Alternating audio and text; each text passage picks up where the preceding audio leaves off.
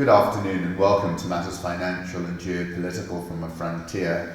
Let me start with home thoughts. Robert Reich, who served under President Bill Clinton, tweeted yesterday, "Happy Indigenous Peoples Day."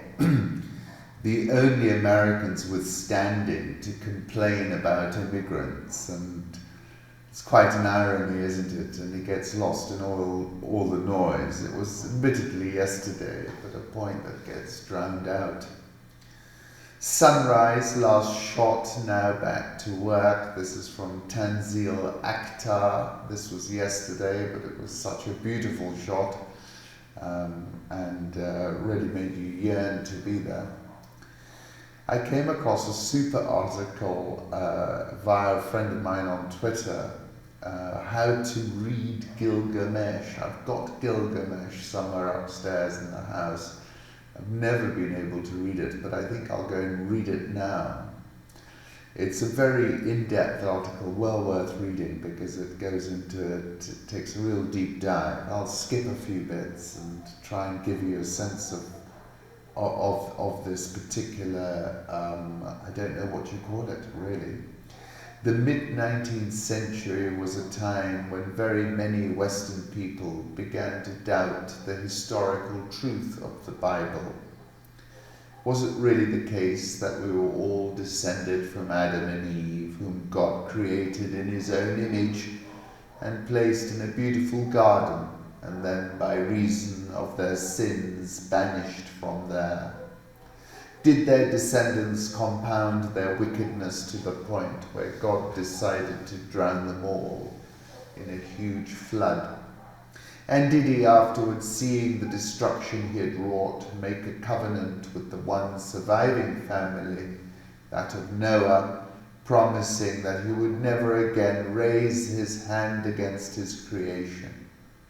While the earth remaineth, he decided, according to the King James Bible, seed time and harvest, and cold and heat, and summer and winter, and day and night shall not cease. For many centuries this story comforted people. Around the time that Darwin was writing his book, a young Londoner, George Smith, who had left school at the age of 14 and was employed as an engraver of banknotes, became fascinated by reports of artifacts that were being turned up by explorers in what is today Iraq and sent to England. As David Damrosch writes in The Buried Books, Smith spent his lunch hours at the British Museum studying its holdings. The staff eventually noticed him, and in 1866 the management hired him to help analyze the tens of thousands of clay shards that had been shipped 3 years earlier and had been sitting around in the museum's storage boxes. The site they came from was Nineveh, an important city in ancient Mesopotamia. And the reason so many tablets had been found in one place was that they were the remains of a renowned library, that of Ashurbanipal, the king of the neo-Assyrian Empire in the 7th century BC. When the tablets were first dug up, no one could read the curious-looking script, later called cuneiform, in which they were written. Scholars worked on it for decades. And then jumping, it's about the king of Uruk, a splendid high-wall city in southern Mesopotamia. His mother was a goddess and his father a mortal. This is Gilgamesh. The people of Uruk complained to the gods about Gilgamesh's behavior, and in response the mother goddess Aruru pinches off a piece of clay and from it fashions a new person, Enkidu, to be a friend for Gilgamesh and distract him from his bad habits. It's really remarkable. Gilgamesh bathes, puts on clean clothes, shakes out his long hair. Seeing him, Ishtar, the goddess of love and war, is dazzled and calls out to him, proposing marriage. "Grant me your fruits, O grant me." She will give him a chariot of lapis lazuli and gold, she says. His ewes will bear twins, his goats will bear triplets. Gilgamesh responds by inquiring how he would profit from marrying her. You are a brazier that goes out in the cold, he tells her. You are a door that lets in the wind, a palace that collapses on top of its warriors, a water skin that leaks, a shoe that pinches the foot. The men you loved, what became of them? One you turned into a frog, another into a wolf. No thanks, he says. There was a real king called Gilgamesh, it seems, or at least his name appears in a list of kings compiled around 2000 BC, probably lived in the first half of the 3rd millennium BC, for at least 1,000 years after his death. Poems were written about him in various Mesopotamian languages. The text has no stability, it shifts in your hands. And indeed you've got to read it, but let me read you some of the poetry. In the end, listen to this, he goes to the mountain where the sun rises and sets. It is guarded by 2 scorpions. Gilgamesh explains to them that he is seeking Uta Napishti, the one man he has heard, who became immortal. The scorpions grant him entry to a tunnel that the sun passes through each night. But if he wants to get through it, he must outpace the sun. He starts out, and in utter enfolding darkness he runs. He can see nothing behind him or ahead of him. This goes on for hours and hours. In the end, he beats the sun narrowly, emerging into a garden where the fruits on the trees are jewels. A carnelian tree was in fruit, hung with bunches of grapes, lovely to look on. A lapis lazuli tree bore foliage, in full fruit and gorgeous to gaze on. To me, this is the most dazzling passage in the poem, the engulfing darkness in which Gilgamesh can see nothing for hours. He is just an organism in a hole, and then suddenly light, colour, beautiful globes of purple and red hanging from the trees, God's world made for us, or so we thought. No one at all sees death. No one at all sees the face of death. No one at all hears the voice of death. Death so savage who hacks men down. Even the river has risen and brought us the flood. This is about Noah. The mayfly floating on the water. On the face of the sun its countenance gazes. Then all of a sudden nothing is there. At the very first glimmer of brightening dawn, there arose from the horizon a dark cloud of black, and bellowing within it was Adad, the storm god. The gods Shulat and Hanish were going before him, bearing his throne over mountain and land. Even the gods took fright at the deluge. They left and went up to the heaven of Anu, lying like dogs curled up in the open.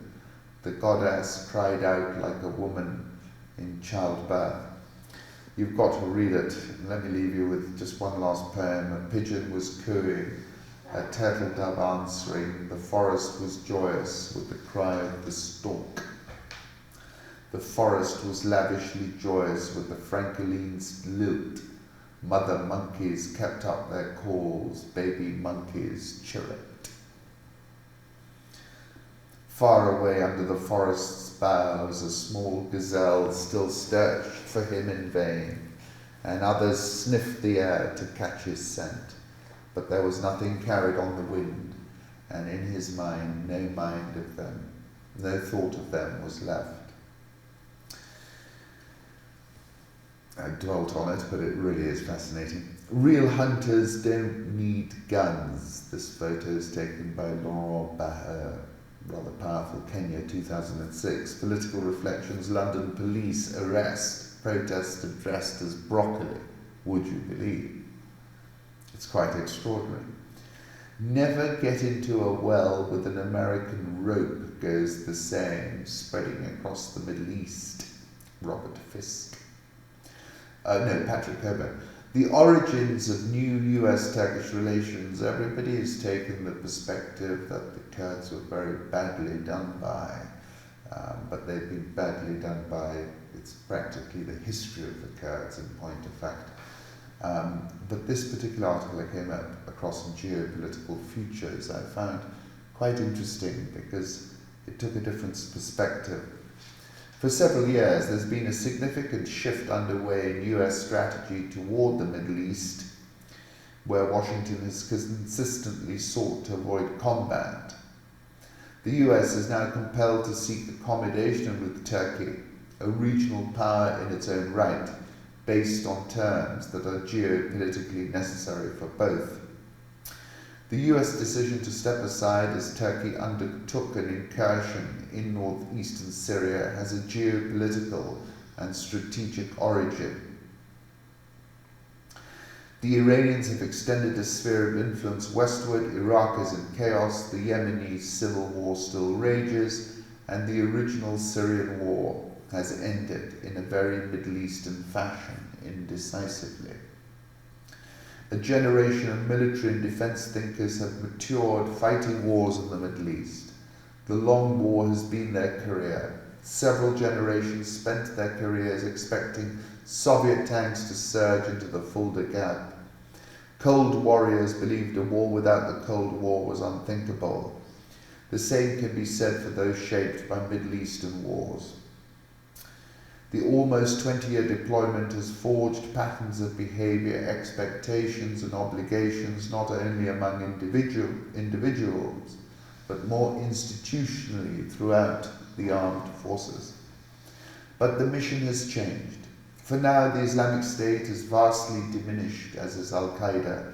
The Sunni rising in Iraq has ended, and even the Syrian civil war is not what it once was. A war against Iran has not begun, may not happen at all, and would not resemble the wars that have been fought in the region hitherto. The world has changed greatly since 2001. China has emerged as a major power, and Russia has become more active. Iran, not Sunni jihadists, has become the main challenge in the Middle East, and the structure of alliances needed to deal with this has changed radically since Desert Storm and Iraqi freedom. In addition, the alliances have changed in terms of capability. The massive deployments in the Middle East have ended. Some troops remain there. A section of the American military, the jihadist war, remains at the center of their thinking. To them, the alliances created over the past 18 years remain as critical as Belgium's Air Force had been during the Cold War. This faction sees China or Russia or both as a fundamental challenger to the US. Its members see the Middle East as a pointless diversion and a drain of American resources. The view of Trump has been consistent. In general, he thought that the use of military force anywhere must be the exception rather than the rule. He declined to begin combat in North Korea. He did not attack Iran after it shot down an American drone, or after it seized oil tankers in the Strait of Hormuz. After the attack on the Saudi oil facility, he increased Saudi air defenses but refused offensive actions against the Iranians. Given the shift in American strategy, three missions emerged. The first is the containment of China. The second is the containment of Russia. The third is the containment of Iran. In the case of China, the alliance structure required by the US is primarily the archipelago stretching from Japan to Indonesia and Singapore, and including South Korea. In dealing with Russia, there are two interests. One is the North European plain, the other is the Black Sea. Poland is the American ally in the north, Romania in the south. The inclusion of Turkey in this framework would strengthen the anti-Russia framework. In addition, it will provide a significant counter to Iranian expansion. Turkey's importance is clear. It is courted by both Russia and Iran. Turkey is not the country it was a decade ago. A relationship with Turkey is in the American interest because it creates a structure that threatens Iran's line to the Mediterranean and complements the remaining US Black Sea alliance. The US and Turkey are also hostile to the Syrian government. For Turkey in the long term, Russia and Iran are unpredictable, and they can threaten Turkey when they work together. The American interest in an independent Turkey that blocks Russia and Iran coincides with long-term Turkish interests. This is where the Kurds come into the equation. Eastern Turkey is Kurdish, and maintaining stability there is a geopolitical imperative for Ankara. For the Turks, having Kurds on their borders is an unpredictable threat. American dependency on the Kurds declines as US involvement in the Middle East declines. Turkey becomes much more important to the United States in relation to Iran and the Kurds. Trump clearly feels that the wars in the Middle East must be wound down and that her relationship with Turkey is critical. So Trump's actions on the Syrian border will result in President Recep Tayyip Erdogan's visit to Washington, and in due course a realignment in the region between the global power and the regional power.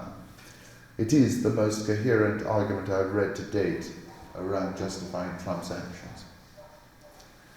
Moving on, I've spoken about this severally the first time, 2013, about the pivot to Asia.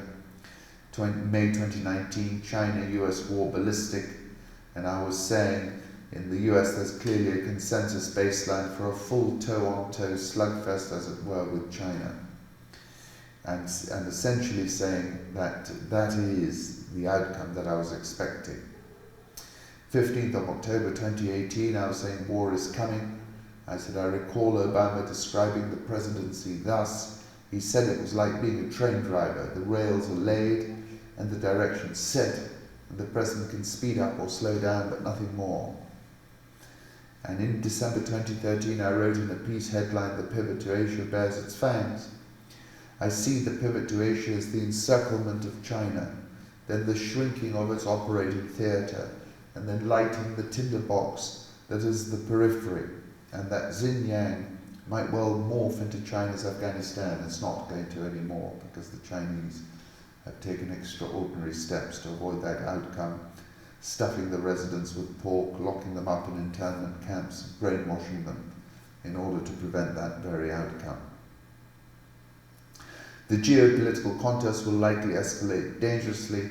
Powerful forces on both sides are driving the world's two strongest countries toward fully fledged confrontation. And I said then that the incident with the USS Decatur, where a Chinese warship came within 45 yards of the Decatur in South China Sea, surely a precursor. So, I think that article is actually very incisive, and people are missing the point here. The Kurds, however, have been an asset, both the US and Israel, for a very, very long time.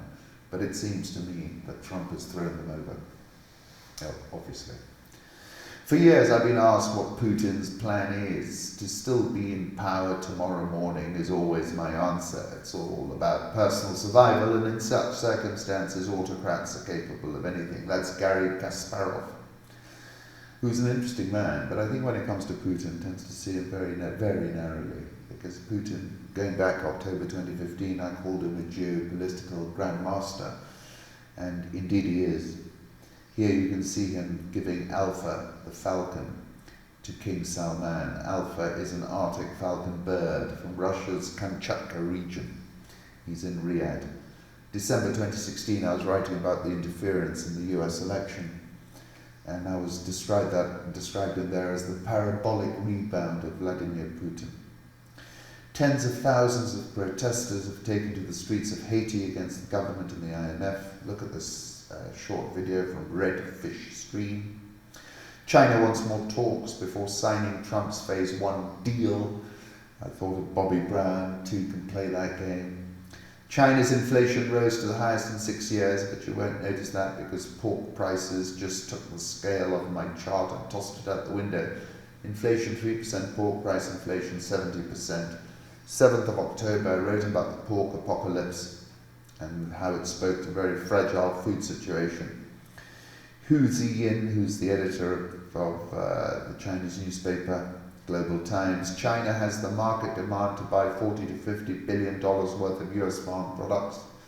China won't make a commitment it can't honour. once it promises, it will fulfill it. And indeed, that's the point I was making about the very fragile food situation. Engineering global consent to Chinese Communist Party's data-driven power expansion is a very interesting and insightful article by Abiy. The CCP is building a massive and global data collection ecosystem.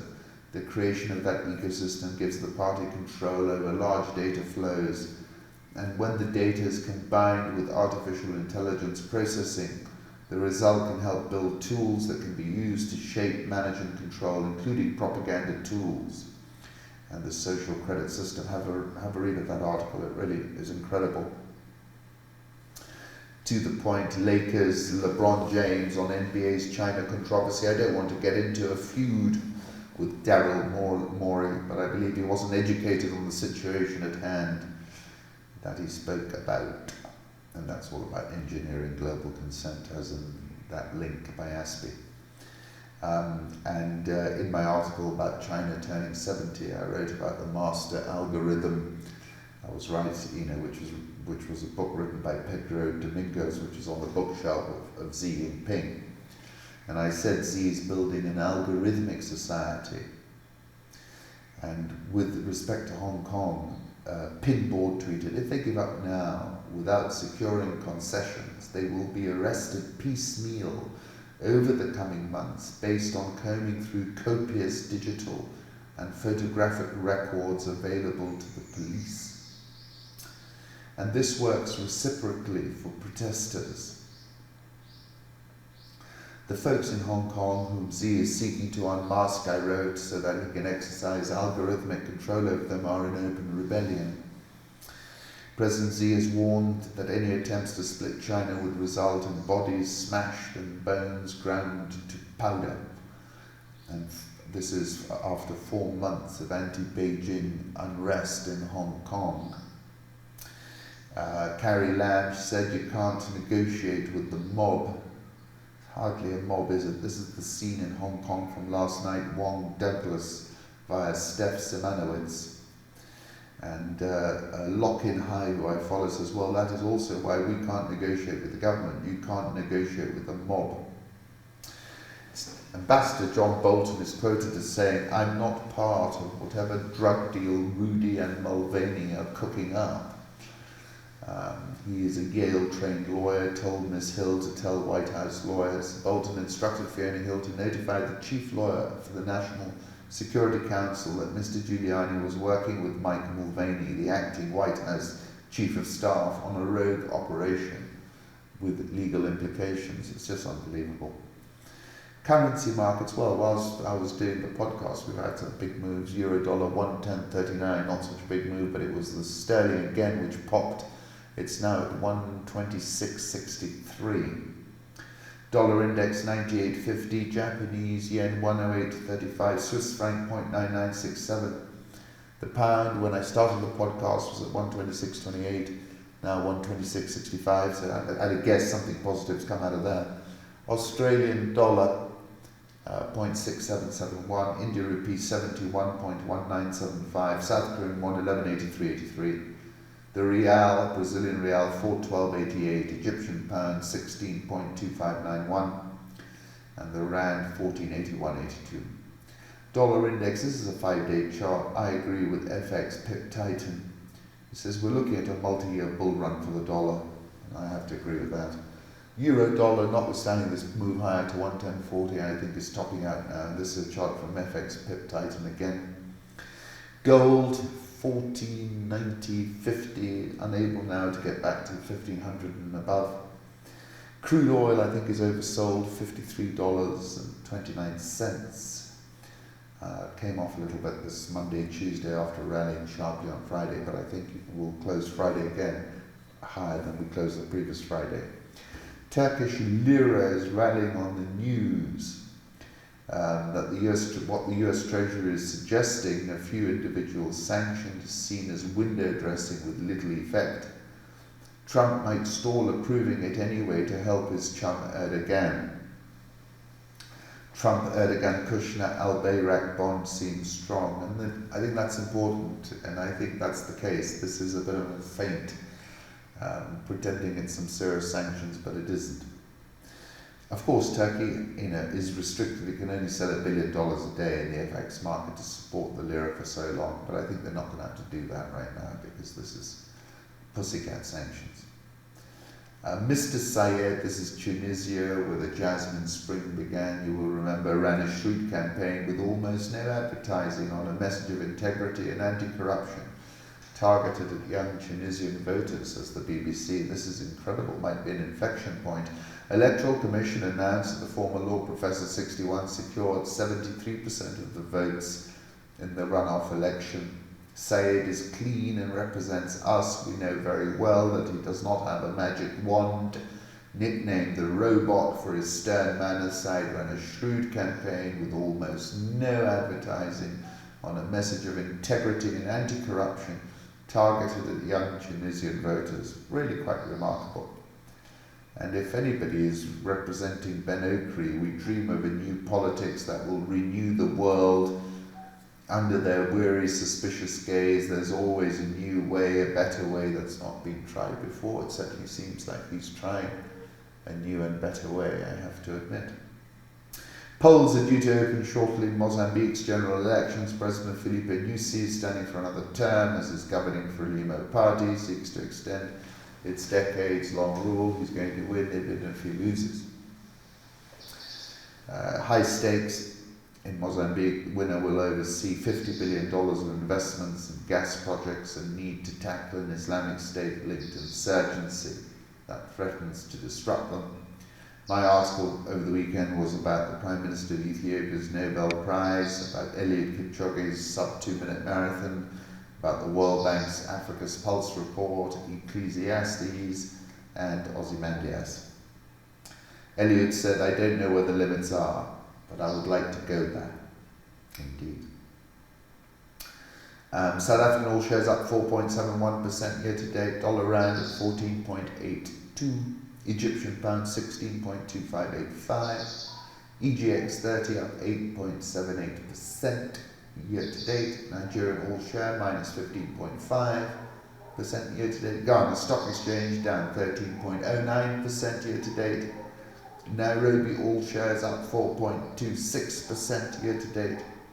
The NSSF has put 25% of its equity portfolio in Safaricom,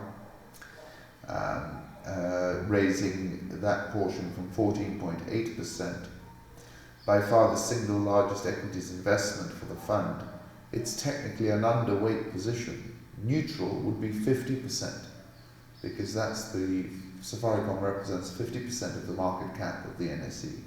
Safaricom closed at 28.45 and trades on a trading PE of 18.